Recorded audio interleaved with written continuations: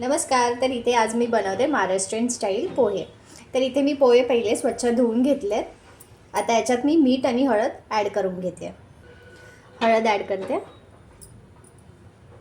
मीठ ॲड करते. आता याला आपण मिक्स करून घेऊया. इथे आपले पोहे व्यवस्थित मिक्स करून झालेत. आता आपली नेक्स्ट स्टेप आहे शेंगदाणे तळून घ्यायची. तर आपण ते करूया. इथे मी कढईमध्ये तेल तापवायला ठेवलं होतं.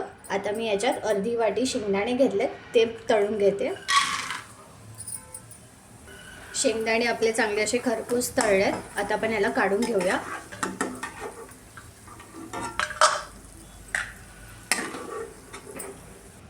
त्याच तेलामध्ये मी मोहरी टाकते. मोहरी तडतडली. आता जिरा ॲड करूया.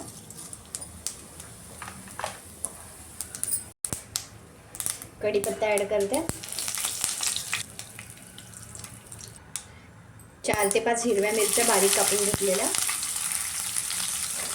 एक मोठा बारीक चिरलेला कांदा ॲड करते.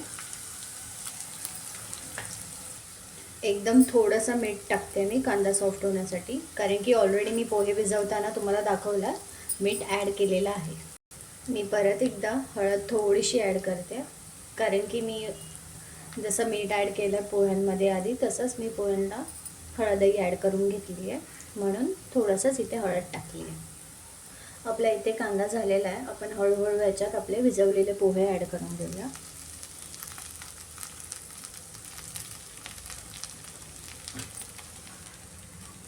मिक्स करूयात आता त्यांना व्यवस्थित.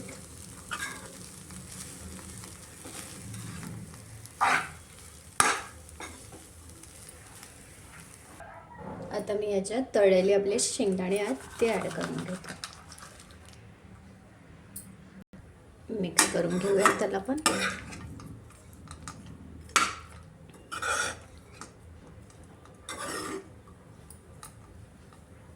आपण याला आता 5 मिनिटं झाकून ठेवूया.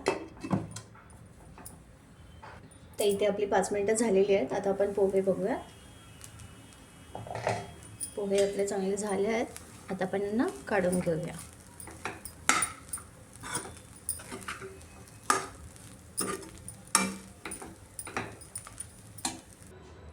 तुम्हाला जर माझी ही वाली रेसिपी आवडली असेल तर प्लीज माझ्या चॅनलला लाईक, शेअर अँड सबस्क्राईब करायला विसरू नका. थँक्यू.